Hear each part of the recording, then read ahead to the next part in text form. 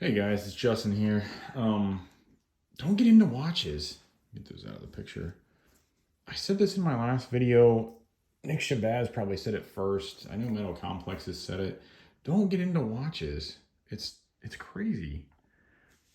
It's a crazy hobby that's deeper than most other hobbies.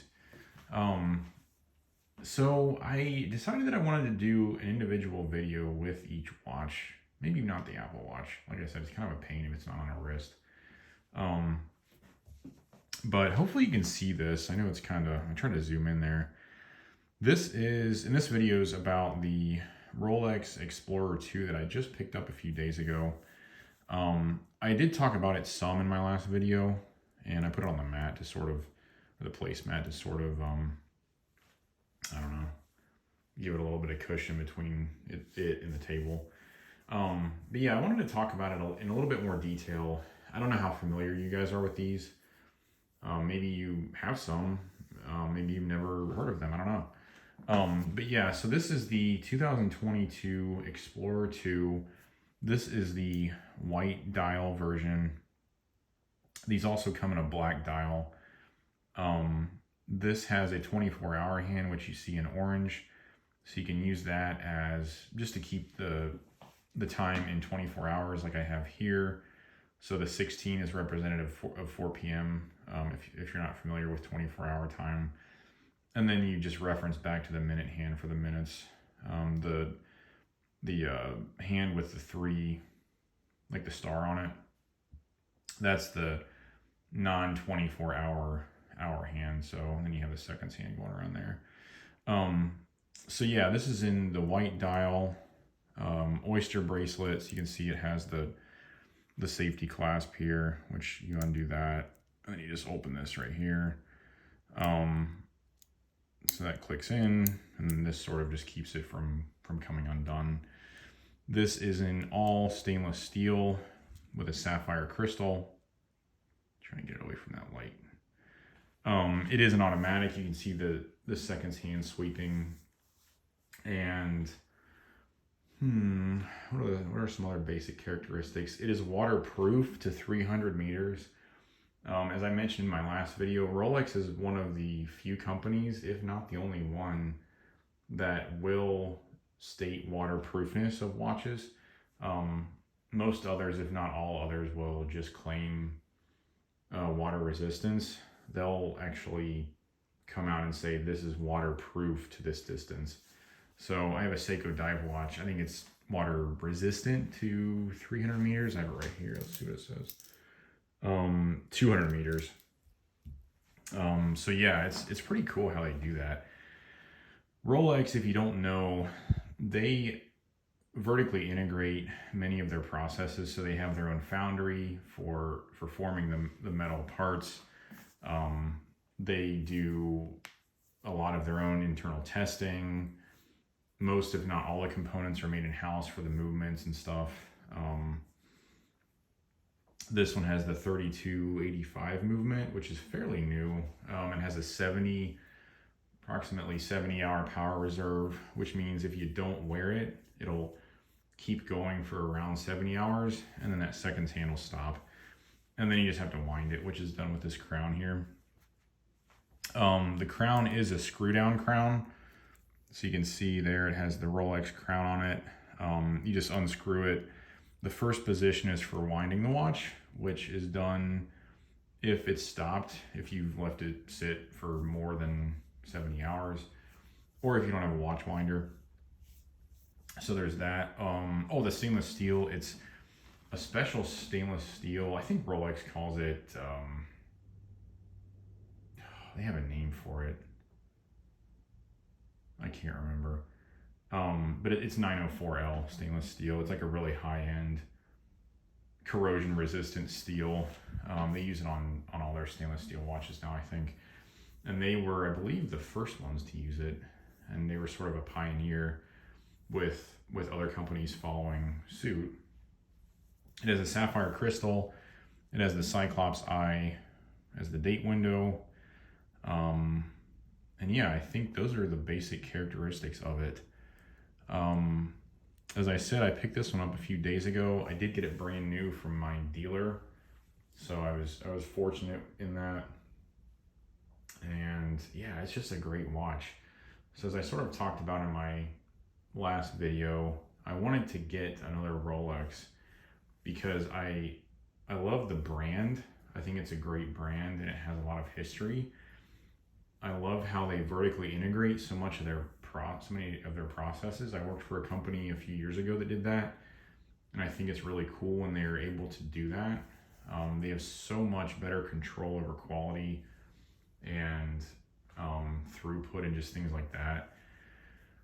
And it's just a very practical watch. So 70-hour power reserve is towards the top end of where most watches are. I mean, that's a pretty good power reserve. It's very tough with the stainless steel that it uses. I mean, the sapphire crystal is extremely resistant to scratches. The oyster bracelet is very comfortable, and it also has a comfort adjust where you can make it slightly bigger just by opening up the bracelet a little bit. I don't want to show you on camera, it's kind of hard to manipulate, but yeah. And then it has the safety clasp, which is great, and it's not excessively thick, which some dive watches are. This isn't a dive watch, but I just use those as comparison. It's not excessively thick, which is nice. So yeah, it's just it's the Explorer model. It's a very tough watch, and it has a lot of great features, and it is cool. I mean, I don't know how you guys feel, but it was like a grail purchase. I've had a Rolex in the past, and I wanted another one because it's just like such a milestone, I guess. It's like, and in my eyes, when you have a Rolex, you don't really need any other high-end watches. I don't know. To me, it's just a very kind of top of the mountain brand. And yeah, I don't know. I really enjoy having it. It's understated. I mean, the white dial, I guess, stands out a bit, but unless you see the Rolex, nobody's gonna look at this and be like, "Oh wow, that watch is so fancy." Like, you must be, I don't know, super shallow or rich or whatever it may be. They do make a lot of models with white gold and yellow gold and rose gold. I'm not a big fan of those. In general, I'm not a fan of paying an exorbitantly, what I want to say, I don't want to pay a ton of extra money for precious metals.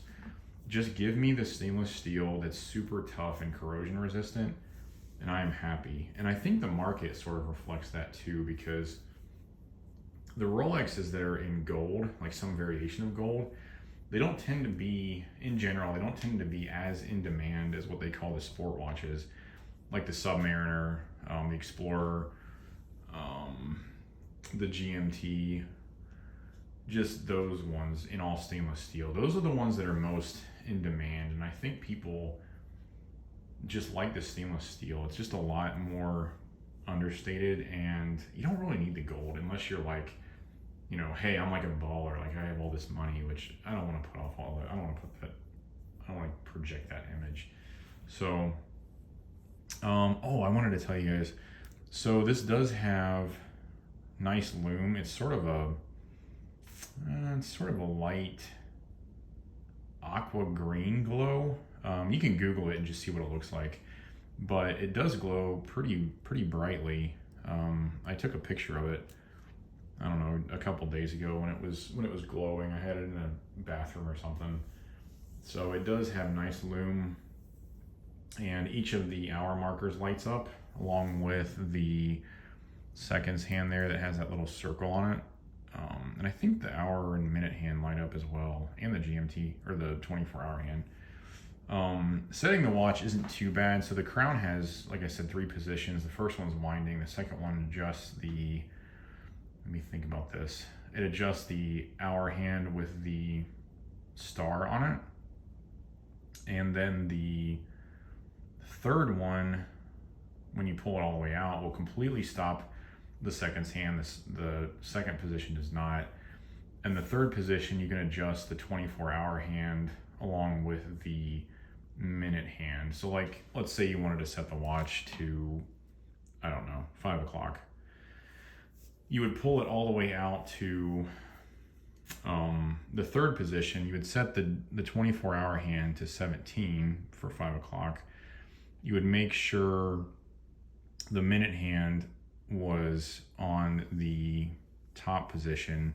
Oh, and then you would push it to the second position and adjust the hour hand with the star. And then the second position also adjusts the date. So like,